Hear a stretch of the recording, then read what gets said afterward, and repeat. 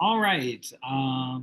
This is another and perhaps a first edition of seminars, our version of seminars anyway, here with Wes Schantz and Alex Schmid. We collaborate a lot, but we thought we would do this segment and call it seminar as opposed to lecture so that we could hash out our thoughts on some literature we've been reading and read together and of perennial importance. And today, that literature is Don Quixote, something I've recently been teaching, something I know Wes has very intimate experience with, and something we've been bouncing ideas uh, about making some connections between it and Final Fantasy VII, and also making some connections between some great literature and Final Fantasy VII based on the work that we did a few years back, analyzing so much Final Fantasy VII and the mythological and sort of tra literary traditional tropes that found their way into that monumental 1997 video. Well, Wes, good to see you again.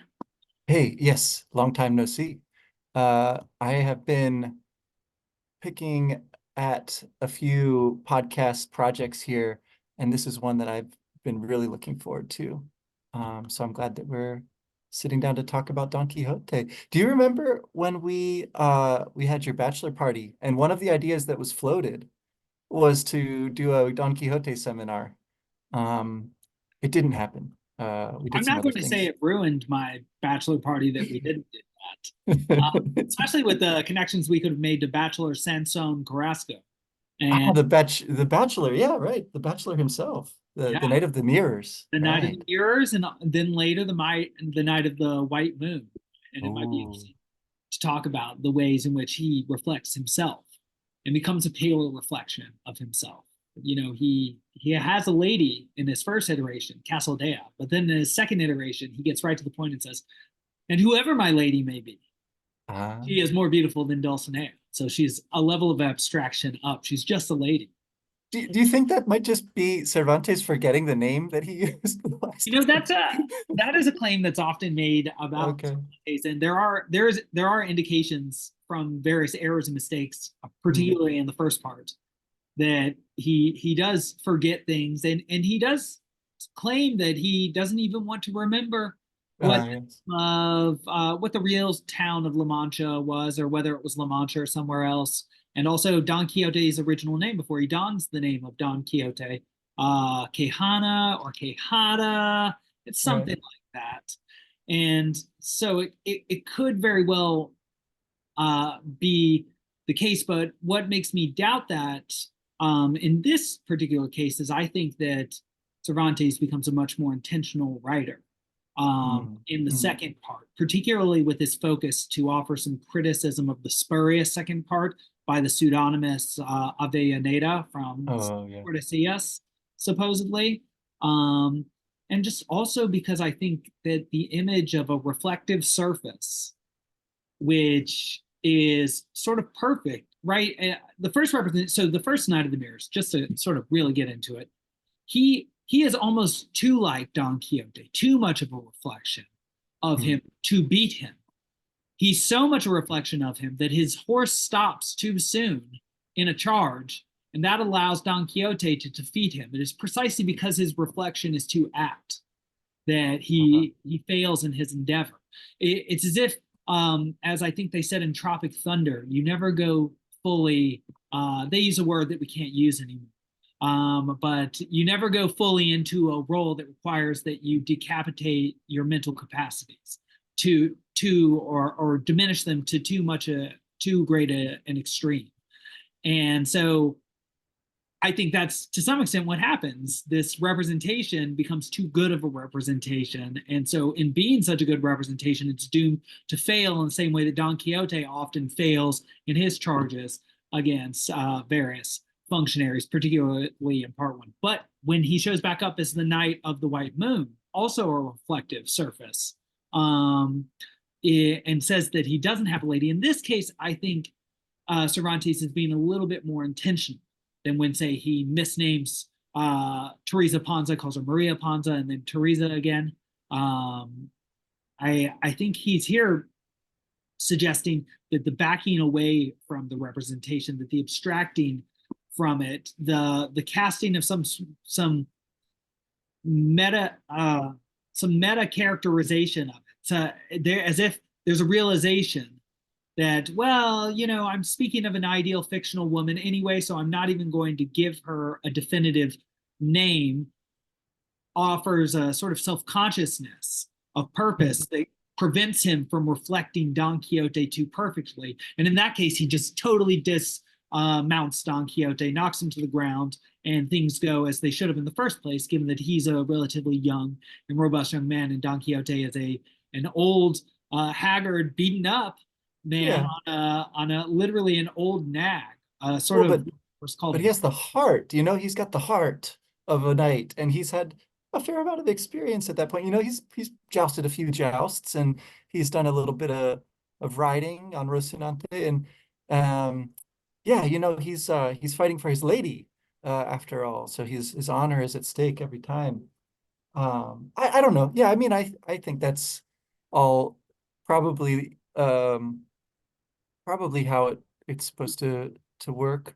But there's elements of playfulness, and then there's elements of carelessness, and it's hard to tell them apart. And then you layer in, well, so then does he actually start to take it seriously at some points? And yeah, it seems that way. Don Quixote is a very magnetic character, and he's very earnest most of the time, and so no doubt that sucks in, the narrative is kind of drawn into that atmosphere of a seriousness, I would say.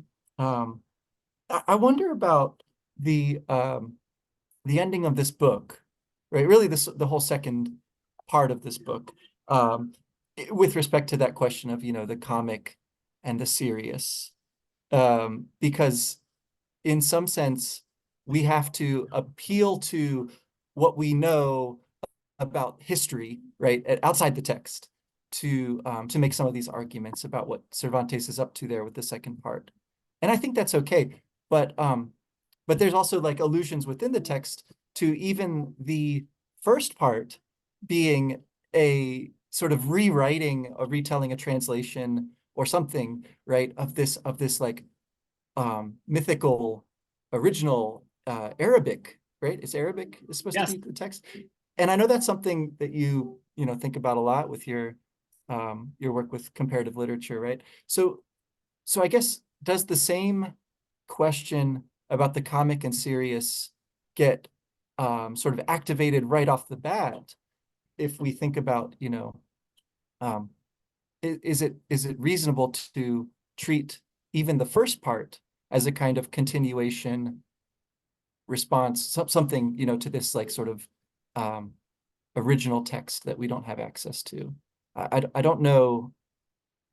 I don't know whether that's a fair question to ask, No, I think it's a because it great seems question. I think pretty clear that there is no first text. well, that's But the yeah. thing. I think that's there are three things I want to say about that. I want to read the prologue to the reader from the second part.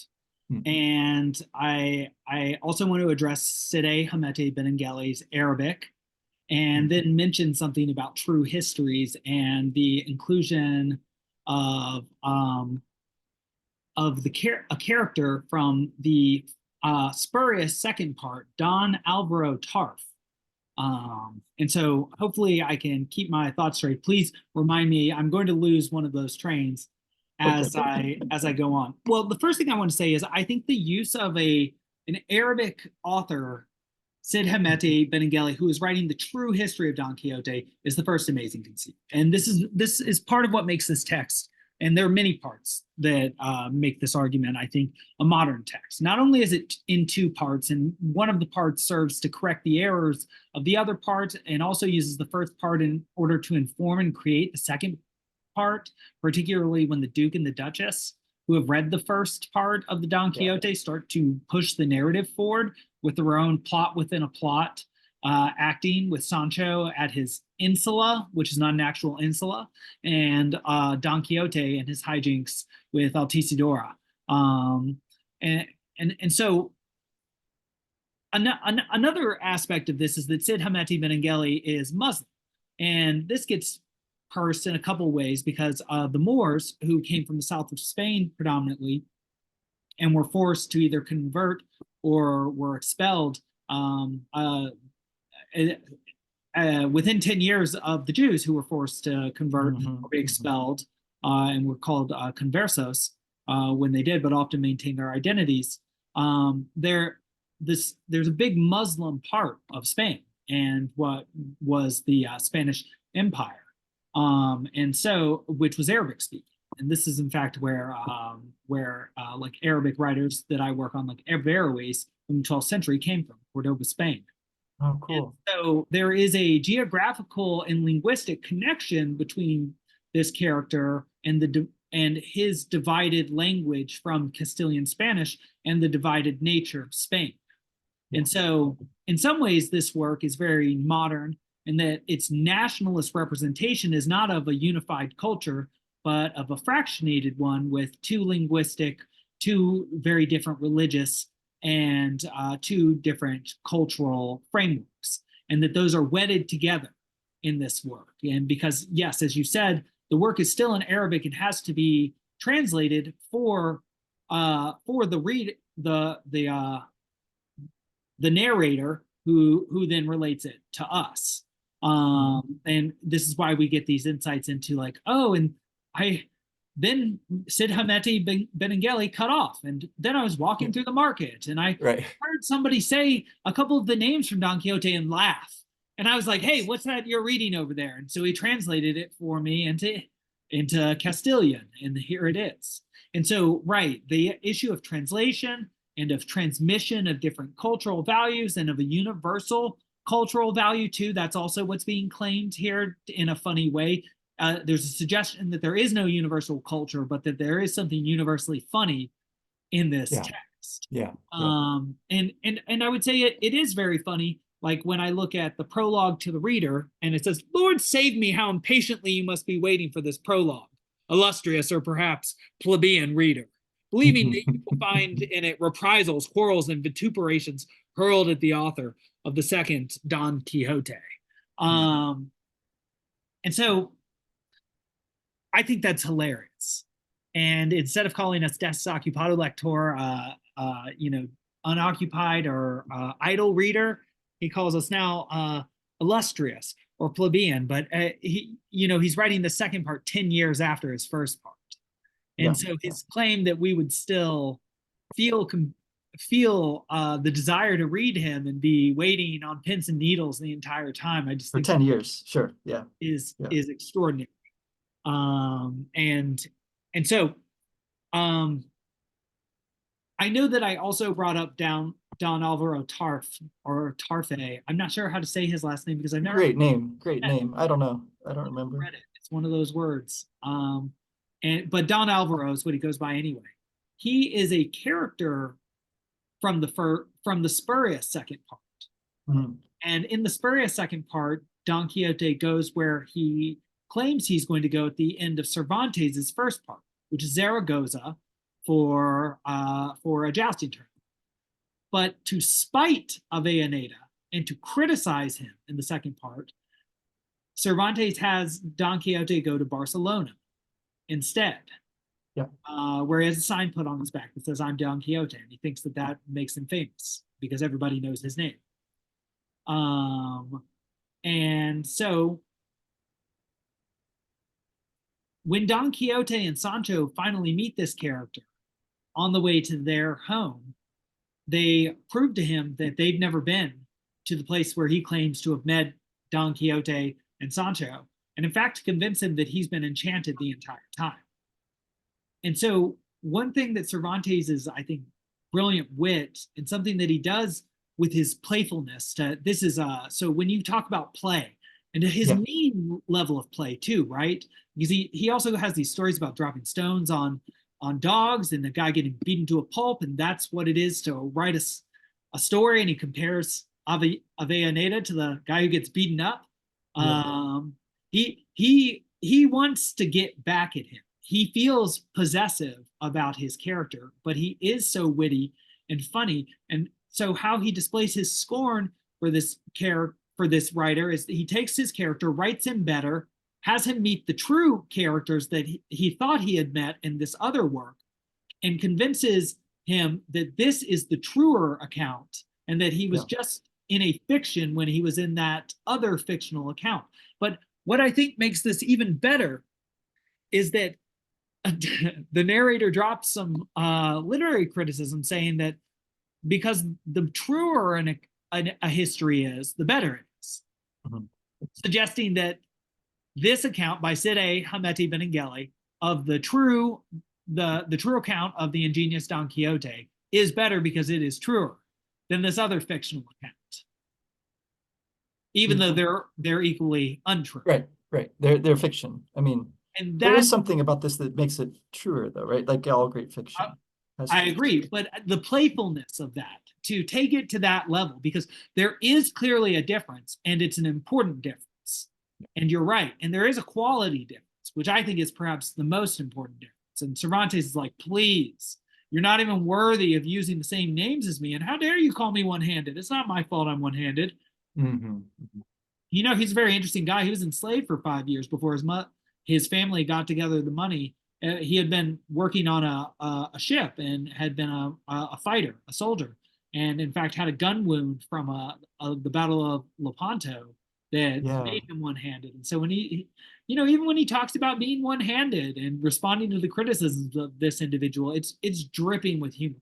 I think particularly if reading in the English in the Edith Grossman translation, a very funny translation to me, and I know one favored by many Johnnies as well.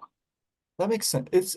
Um, is that again sort of a blending of the real, quote unquote, in the fictional, happening in that there's a fairly long inset short story of the captive, right? The Yes, story of the captive, the history of the captive. So is some of that, I guess we could sort of assume, um, is Cervantes being not only sort of memoiristic, taking some details and some things that he might have heard about from his life and experience. Uh, but also, I mean, I'm tempted to think of that too as him being a captive to the story, right? The world of his story has him captive at that point. He can't stop writing it because we, the readers, are demanding a second part. Well, that's still in the first part, I think, but he's coming to, I guess, realize, this is a story that has some legs to it, right? It's gonna be a big deal, and I have to keep going, and I have to pursue this kind of nebulous thing that is truth, right? And write another bit of this. Uh, and I was thinking too about one of the earlier inset stories. Um, there's a very sad story about someone who's killing himself for love, basically, right? Ellen Chrysostom. Yes. Gersostomo, yeah. And that's one of the first ones I want to say that we come across. Mm-hmm. And there's this way, um, I guess, of seeing that too as reflecting something about the author potentially, in that he seems to really want to do the whole pastoral thing, right? The whole like lovers and nature, and it's sort of poetic, and classical, I guess. But he can't seem to get that one to work, Instead, it's the Quixote that sort of takes off. Although I think he does try writing some more pastoral stuff. And so again, yeah, this idea of the captive, the one-handed man, whatever your kind of spin you want to put on that, he's bound to this text in a really interesting way. It really comes to define him, in a way that's very different from, say, like a Shakespeare, like exact contemporaries, right? But Shakespeare, of course, multifarious. We can't really pin him to any one character or play, as much as we might want to make theories about that, right? And he's very elusive in that way. Whereas Cervantes is pretty much identified, at least in English, I guess. Um, in the rest of the world, I'm not sure, but pretty much identified with this one character of his, or these two, I suppose, right? Because that's part of the inherent humor of the book is the tall, skinny guy and the short, fat guy, right? I mean, that's like essentially universally funny. And they are such a pair. So I don't know. I guess I'm just sort of riffing on this idea of the way that the story is constructed out of other stories, and all of them seem to reflect something of their author's real life. And there's Yeah. something really funny and moving about that. Yeah. And to your earlier point about play and higher levels of play, the level of wit and intelligence and complexity that I think Cervantes shows that he can deal with, he maintains a fairly coherent narrative moving through many different episodic moments Mhm. that is both very similar to the pastoral genre that he represents over and over and over again, even in an interpolated novel sometimes called, Mhm. um, where there is a novel, The Man Who Was Recklessly Curious, which is Oh read. gosh, that's a He rough gets one. a lot of flack for because he addresses that in the first chapters of the second part. And he's like, and many people thought that I could not do that, but I did. But I think part of what he's doing is, and also chivalric romances are like this. They are Yeah. very episodic in the same way that sitcoms are, like the early days of, say, a South Park or The Simpsons, where episodes are not connected to each other. Or even if something major happens, by the end of it, it's sort of unhappened. And so the fact that Yeah. he's making fun of both chivalric romances and pastorals, while also, I think, showing that he can represent them as well, if not better, and in a more connected and integrated fashion than they are represented in the works that are most representative of their art, like in Orlando Furioso or in Amadis de Gaul, as he would say. I think that he, in some ways, shows epic pretensions and that he's like, I'm going to show what you do and do it one better. But he's not epic, he's satirical. But he's like an epic satirist in that Yeah. instead of just making fun of, he represents, improves, and makes fun of, while also integrating that in a meaningful way, often into his plot. But also saying, listen, part of being a modern writer is I assume that you're unoccupied. What's the Yeah. difference between whether I put something in to advance the plot or just take my time with it? It's all fiction. I think he raises that question, and he suggests that that's a question that we ought to have had raised while we were reading these chivalric romances, or in our generation while we were playing the video game. So like the Sonic Mhm. or the Mario video game, you accumulate lives, I guess, and like maybe rings or coins depending on the iteration. But really, each episode, each level, it kind of builds on the ones before, but it's basically new, Mhm. right? And so and then by the end of it, you've done like 12 of those, spent a couple hours, and that's the game. Well, that's sort of like how chivalric romances and pastorals, particularly chivalric romances, though, represent themselves. It's like, and then the Dark Knight of the river was fighting against the Green Knight, and then he was defeated, and they went to have ale in his uncle's, castle, but there was an enchanter there, and he stole the lady to the Right. moon of this Green Knight, and but then up back to his brother who is the Blue Knight, and it's sort of like Game of Thrones. Uh, uh, Roberto Gonzalez from Yale says Mm. like colubres, and that's the word that Hispanic soap operas use for soap operas. Colubres like a snake. It just goes Yeah. on and on and on. I guess if it were a segmented creature, it would be an even better metaphor. But that's what, to some extent, I think Don Quixote is achieving, or Cervantes is attempting to achieve. That he's, and I think that that's the difference between, like, say, something which is satirical and something which is cynical. It attempts to show the inherent lack of value, I think, of one genre by exploiting its conceits and doing so better than the original genre, while also making it part of a more valuable genre that also makes fun of itself for having the same sort of unoccupied reader. Yeah.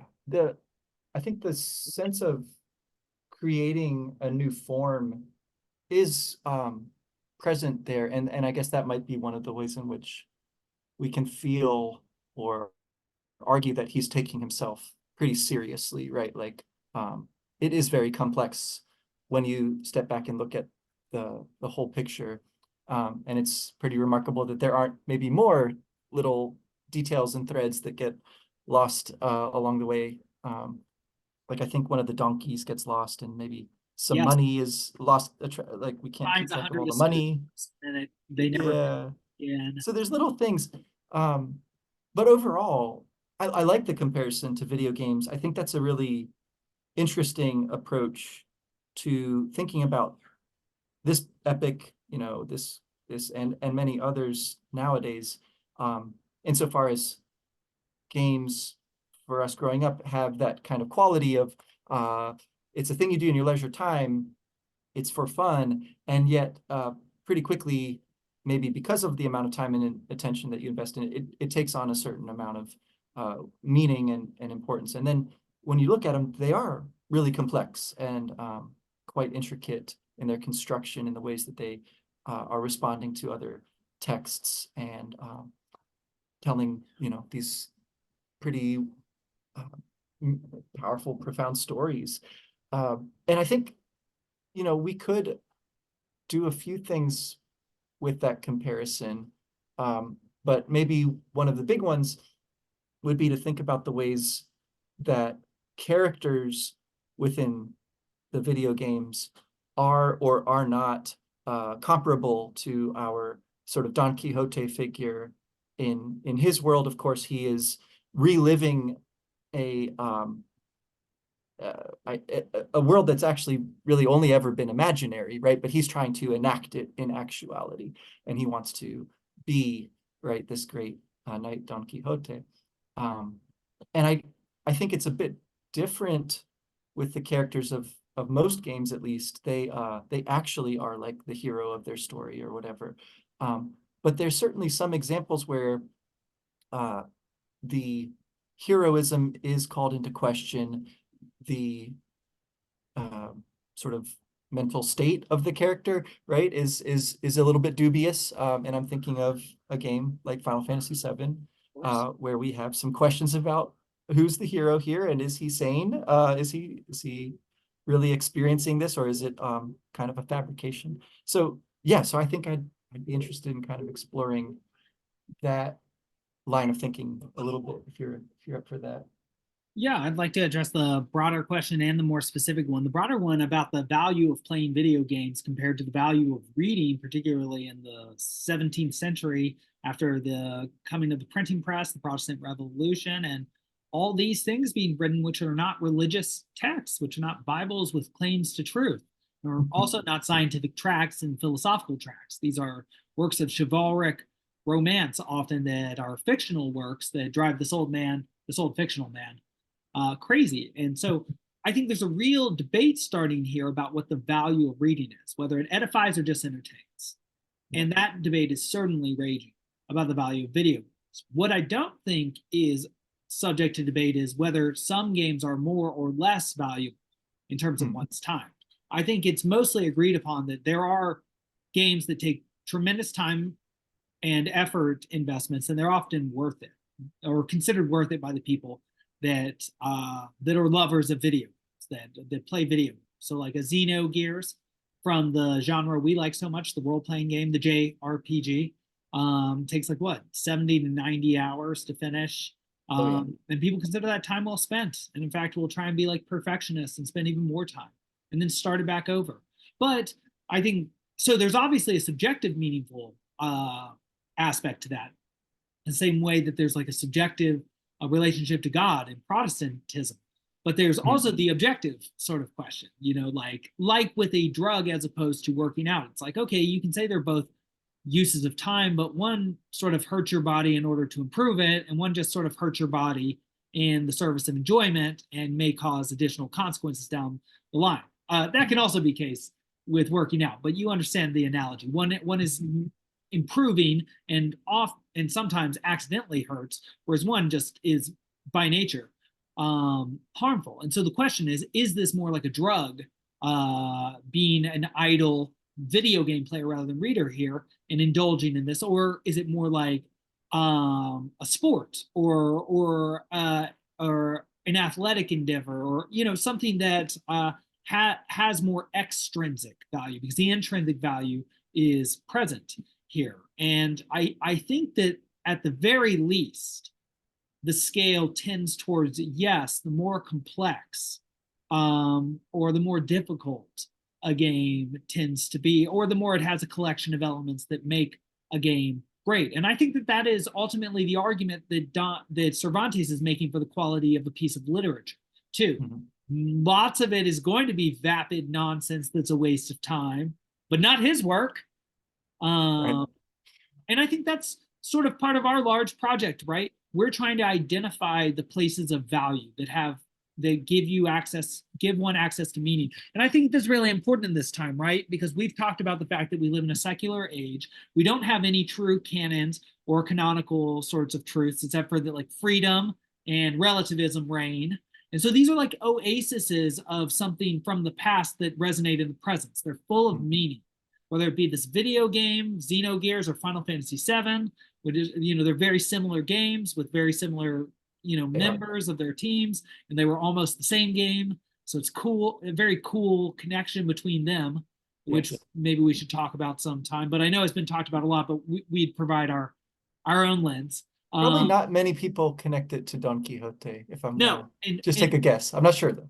and I do want to do that in a second, but I think that there Yeah. is still the question raging of what is the value of playing a video game or reading a piece of fiction. Yeah. And it depends on the video game and the piece of fiction, I would say. I think there are generic questions. Can this genre be of value? And I think that question is generally answered yes, and more so yes, the higher quality, the representation of the genre. Mhm. Now, the more specific point you started to make was and question pointed question was how does this connect to Final Fantasy VII? And so Yes. obviously I go to the question of identity. And so we have a protagonist character, an unreliable narrator, and what's interesting is we don't have an unreliable narrator, right? He's like the middleman between Cid Hamete Benengeli and Don Quixote's diluted perspective. So we actually have a very reliable one and who seems to be Cervantes himself in time. Mhm. He's like our buddy telling us this funny story in our ear. It's like Mephistopheles is talking to us through Cervantes. But so I think what's really cool about Cloud is that Cloud literally thinks that he is someone that he is not, who is Yes. more accomplished and better than he is, and perhaps did or did not exist, depending on how much of what he thought Sephiroth or okay, let me pause on that. So at the very least, he represents himself as a soldier when he never Yes. was. Spoiler Yes. alert. And so he thinks that he is a soldier. Don Quixote is a man who thinks that he is a knight who exists in a world where knights never existed except for in books. Mhm. So the analogy may break down a little bit in that there actually were soldiers, capital letter soldier, because that was Right. the elite forces of a soldier, um, or of a paramilitary force of the Shinra Electric Power Company, right? But Right. what I might add to that is that maybe the analogy up holds up if one buys the argument that there never truly were soldiers in the way that they were portrayed to the Mhm. public, and that there was a propaganda campaign that made Cloud believe that these men, even though he had interactions with them, were more idealized figures of what a human could be than they were. In fact, they're pumped full of Genova genes, or even part of Project G or S.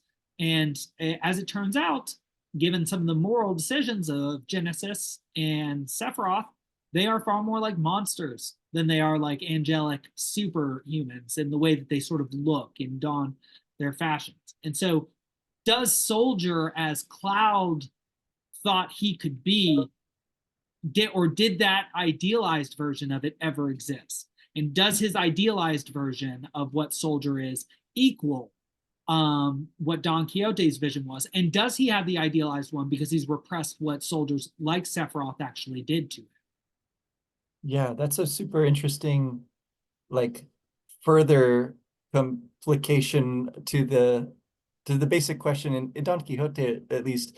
It's complicated enough because we can never really say for sure without without any doubt really whether he's crazy or lucid or something else, whether those distinctions make much sense for him. And I wonder about the like the direction or the vector, right, of this idea for Don Quixote, it seems to be from reading, from texts, right? And as you point out, that's a new technology sort of at that time, the printed word. And then in Cloud's case, it does seem to be something more like a filter in his mind, right? Like this kind of glow or glamour that he puts around, especially Sephiroth. Uh, Well, and but it's also the yeah, Genova cells, and mhm. those are literally an alien influence, A right? technology, Could see it as like an idea or a set of ideas, like Western ideas, for example. yeah, Like someone like a Sephiroth, who's of a strong personality, makes them work for him, absorbs Genova into himself, and uses Genova for his own nefarious schemes. He's the powerful will. This is why he's the coolest, like big brother, gnarly right, ever. Why he's had such an impact on culture, right? Because it's like, you're Cloud. You're the one who can't even resist the Genova. The memories from the Genova cell overwhelm his personality and recreate it in the image of another person. And so, in the same way that Don Quixote goes crazy from reading other books and takes on the personality of the accumulated vision of protagonists that he takes on, regardless of the fact that he's an old man in a different reality, so does Cloud take on the personality of a soldier, even though he was just a regular Shinra Corps member who wasn't even strong willed enough to maintain his own personality and when receiving alien influence, like what one reads from a book. right, right. And again, there's the question of, is it good or bad for you? Well, it's sort of like a pharmacon, right? It can be good for you if you're like Sephiroth and Whoa. turn, but it can be very bad for you if now you're a flat earther, and sorry, flat earth audience, and you think things work in the same way that this sort of ridiculous fantasy works. Now, Um, yeah, now when you say pharmacon, so this is a place where again we're going to have a kind of bifurcation of the meaning there, at least, right? Because on the one hand, it's like the one from the Odyssey, right? It's the Odyssey where we hear about the pharmacon, uh, and then there's also the way that that gets picked up by the French theorists. I can't remember if it's Foucault or Derrida or both Derrida. of them, all of them. I don't know. Yeah, so like they go to town with that idea. Um, I I have some firsthand understanding of the former. I don't really know much about the latter, although I've tried to read a little bit of that stuff. So when you say that, though, it just makes me think about like the idea of biotechnology also, right? The idea that it's a drug, it's a medicine, it's both, it's something else. And that's like sort of taking the place of the text.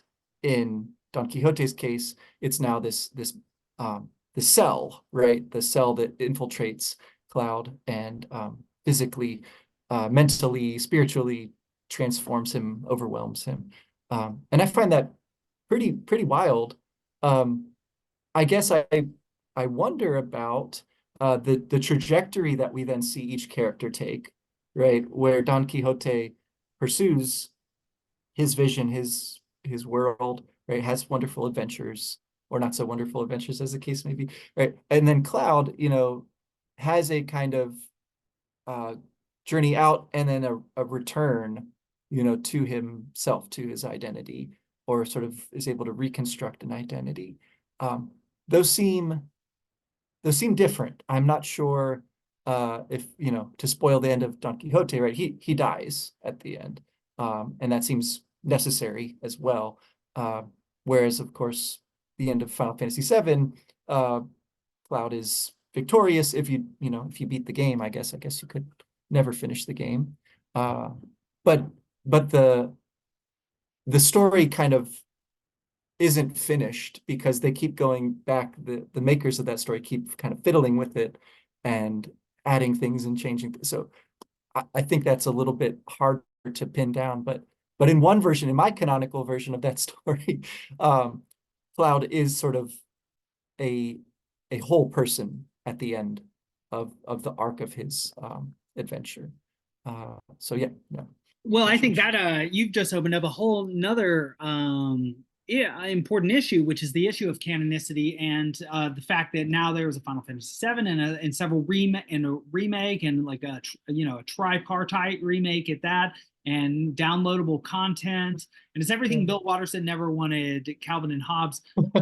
But it in the same way goes in opposite direction, perhaps in the same way as Cloud's mental stability goes in opposite direction. But I have something to say about that from Don Quixote, and that the second part of Don Quixote is written precisely because a different second part is written by a different author. Some other Exactly. author Yeah. tries to pick up the pen and put Don Quixote down. And in fact, there's a letter, Cid Hamete Benengeli at the very end of second part writes a letter to his pen saying, Don Quixote and I are one, so don't, be picked up for anything. And so canonically, those are the only two works that are Don Quixote, and the spurious second part is a spurious second part, and Cervantes is trying to put the issue at rest.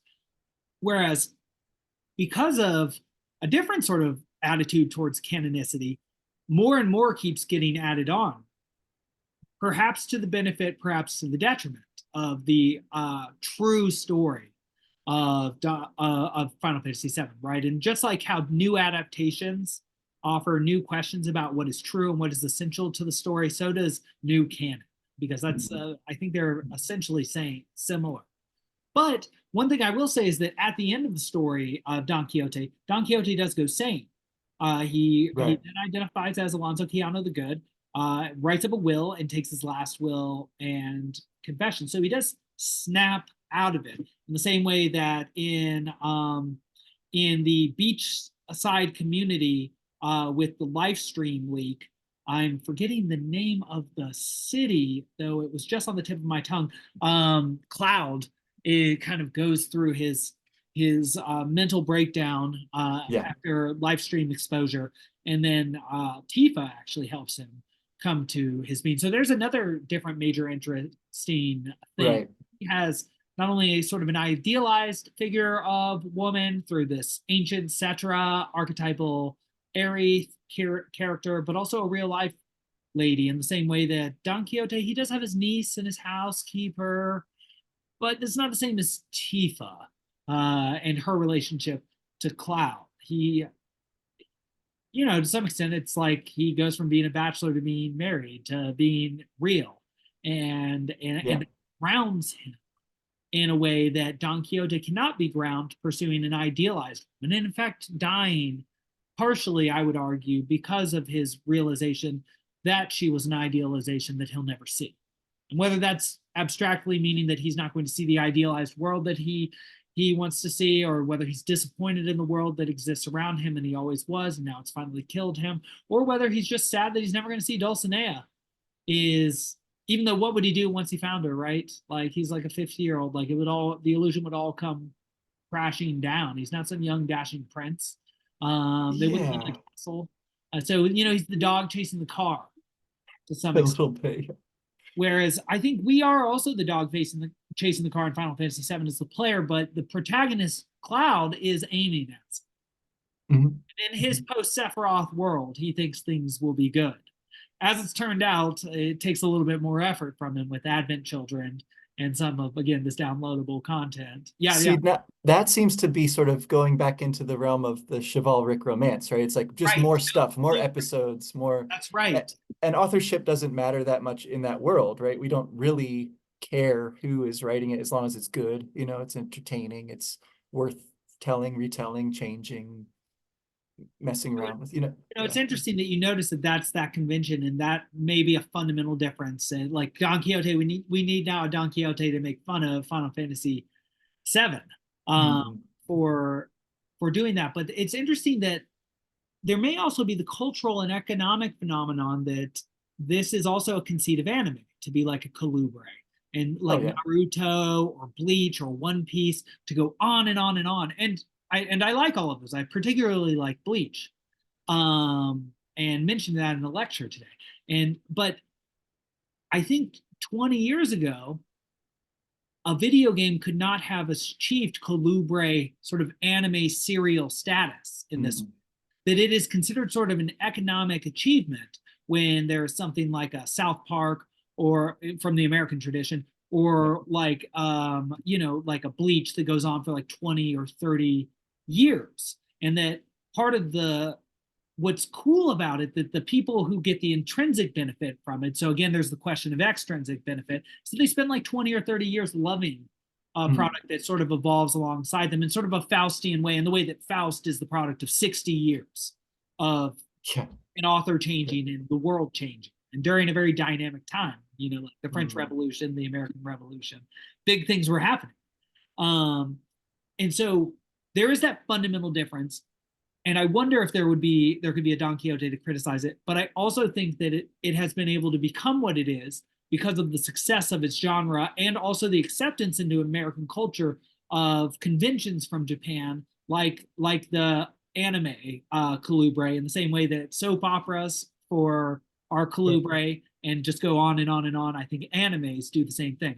I think there's essential similarity between what they do. But again, are they only successful in that they're consumerists and that this is low culture and low hanging fruit, and I just eat my salty popcorn every day and my bread and circuses are right in front of me? Or is there something new and poppin' and valuable about taking this new cultural form in, which shares something essential with another cultural form, and in fact some historical cultural forms like chivalric romances? Or does it just repeat the same question? Well, so I think there's definitely some new concerns.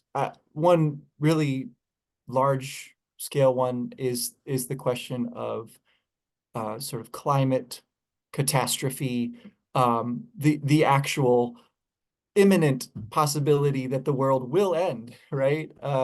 And things will break down societally, right? That's new. And it's set in motion, arguably, by some of the early stages of capitalism that are happening in the Renaissance and Cervantes' time. But there's no way that, however prophetic an author you are, you're going to perceive that, right? Maybe Nostradamus, tough. Sida Hemete Benegeli had a second part where he talked about Yeah. late stage Third capitalism, part, of course. where he's brought back from the dead Don Quixote. But obviously, that's also complicated by some historical events that have transpired since in Japan. There's the sort of catastrophe of World War II, and the way that war ends on their homeland is unprecedented in world history and hasn't been repeated since. And that's also sort of there in the imagery of the cataclysm at the end of that game. And I think that's super duper scary, right? And it's tempting to make fun of, like a Gravity's Rainbow sort of makes fun of, or sort of finds humor in, I guess, a kind of black humor. But I think that it seems like Final Fantasy VII, at least in the original version, is taking that very seriously, right? And the stakes are real, and I think they're felt by the player if you sort of take the time to think about what is this like really about, and I think that the central question about identity, right, that one kind of hasn't changed, and that's always contemporary for everybody in every moment. And I think that the game again does a really interesting thing with that question. As for me, I mean, the game points me back to older texts, your Odysseys, your Don Quixotes, and things like that. And I think that's a valuable piece of the tradition, in addition to anything new that it might sort of provide. So I just, yeah, I mean, I'm obviously biased, but I think Well, that's an I think affirmative. there was something in the air too, because Princess Mononoke, one of my favorite films, very similar to in its environmentalist thrust, and the fact that humans are doing something that could be very harmful, in the same way that Mako reactors literally absorb the life force of the planet. But I was just thinking, I want to revise my opinion on something, or maybe put forward a new one about identity, because I mentioned the strength of will of Sephiroth, but it is obviously a question of identity that drives him insane in the first place, right? He has just sort of known himself as this superior being. And I think if in the various iterations of Final Fantasy VII, say colon this or that, have rooted that pretty firmly, that he felt superior to those around him. They've given him some pretty superior people to defeat Yeah. with relative ease. I mean, I think of a very famous scene where he's in the training room with Angel in Genesis and very easily defeats them in his own theme music. One winged angel comes on at the end as he destroys a super weapon that will later be used in the actual Final Fantasy VII. But I think obviously there is a huge presence of environmental issues and also of the idea of weapons that can destroy at a level that has never been known before, both weapons of the earth as well as industrial chemical weapons as well. And also weapons from the sky, right? And a lot of things can kill you. And then there's even disease and Advent children, right? So Yeah. natural weapons that exist on Earth called weapons, sister ray sorts of super laser beams from the technology angle, super beams like Sephiroth with his sword, and then the super beam that he becomes, and then of course meteor coming down, and also an alien, a blight from the sky, Genova, that helps to cause like the sickness, well, I guess it's like a life stream sickness in Advent children. But what I want to say is that what you said about the trajectory of Cloud's identity coming together, and then his final fight is of course the mental fight Yes. against Sephiroth, right? He goes right back in, and I think we all had an inclination that he was going to have to fight him alone, right? And it's sort of dissatisfying because it's not hard, but there's something being said there in that it's so easy. He finally gets to shine, and I think there's something powerful there. Who is the greatest judge of your greatest level of power? Sephiroth. He is your image of the thing that has always been better than you, that has brought you into life. As and even as a character, when you first fight alongside him and he does 3,500 damage and you do like 50, and you die to the dragon and he 0 damage is done to him, he's literally invincible. You're like, how am I ever going to defeat him? And then you do, Omni Slash to him. You've learned this incredible technique that he didn't even have Omni Slash, and you're doing way more damage than 3,500. You're doing like 9,999, and so you just destroy the idea in your head. And so finally, Cloud can be himself. Whereas Sephiroth never even knew who he was. And when he finds out who he was, I think it just reveals to him his monstrous nature. And it doesn't make him a monster. It shows him the monster, because he becomes a monster when he acts like a monster, right? When he has this realization, and instead of being like, oh, that's weird, like I think a lot of us would be, it drives him crazy, because the foundation of his belief about his superiority has been rocked. Like there's something, instead of being naturally better and that being good, I don't know, his natural aptitude is now attributed to him being something monstrous. And it's like a disfiguration of Narcissus. Like he'd rather drown the world for the sake of a scar on his face. And so I think there's something revelatory but also shattering about what happens to him with his identity, which I think critics of him being really cool are right to point at, because I think his downfall is the source of the weakness of character that leads to him losing, right? He's ultimately a narcissist who wants to destroy everything. That's sort of the problem with, I think, a lot of antagonists. It's not a problem of skill. It's a problem of perspective. And so insofar as identity is related to perspective and self-knowledge, I think Don Quixote perhaps gets it right at the end. He thinks, at least. I think Cloud certainly does, and I think Sephiroth certainly didn't.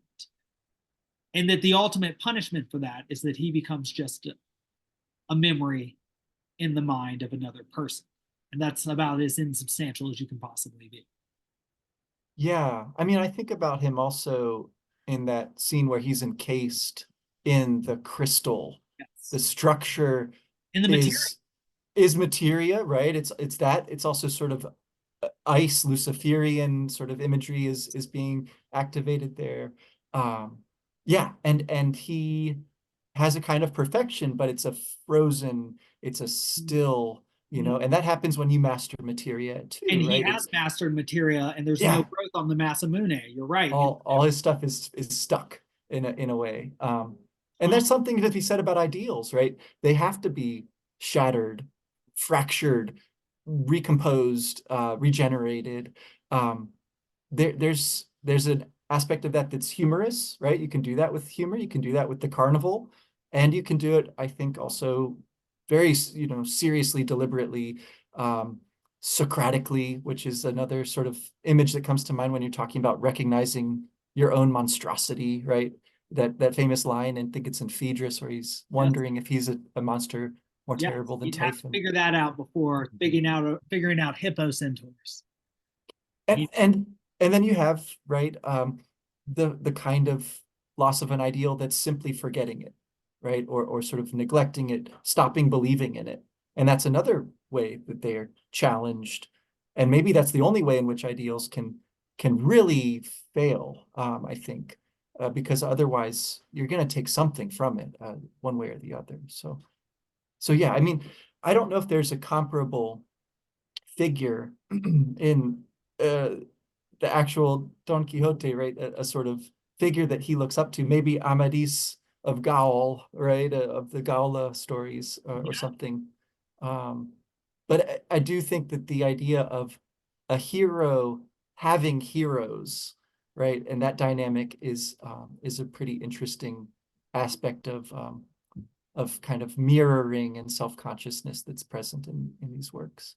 I So, think that's something well worth its own conversation too. mm, Well, I guess we're going to have to leave our listeners in suspense for what the next seminar entails, but we've got a couple good ideas cooking. So hopefully well, they, yeah, are you ready to look at Goethe's Faust, part one at least, or are you doing that in a few weeks yet? I'd say I am, to use a violent metaphor, locked and loaded. Uh, Okay. I'm very, I very much look forward to talking about Goethe's Faust, That'd um, be cool. with you, and would very much welcome that being a part or the entire parcel of our next. Perhaps we can Cool. make interesting connections. I think we made some really interesting ones tonight between Don Quixote and Final Fantasy VII. It's funny how obvious they seem at the end, and yet somebody at the beginning of our conversation might say there are no connections. Why would you even attempt to connect these? It might be a little bit of a stretch. I don't know. Um, and again, it might be something that people have already talked about. Who knows? I haven't explored the scholarship in this matter yet, so we'll see. Um, But yeah, it's a great topic, and I'm sure we'll circle back around. But yeah, I think it would make sense to go forward in time a little bit up to Goethe and his wonderful figure of you know, of literature, of world literature, that in Faust, Dr. Faust. Okay, well, until that time, Stephanie Shantz, I see there on your screen. That's me. Very interesting, as you like it, sort of reference there, a little Rosalind action. I love it. Um, and very Don Quixote-esque too, with Marcelo Yes. Crisostomo, various Well, stories. well, she's my Tifa, you know. Yeah, I She's get it. I get it. No, no, yeah. Well, back to Seventh Heaven then. all right.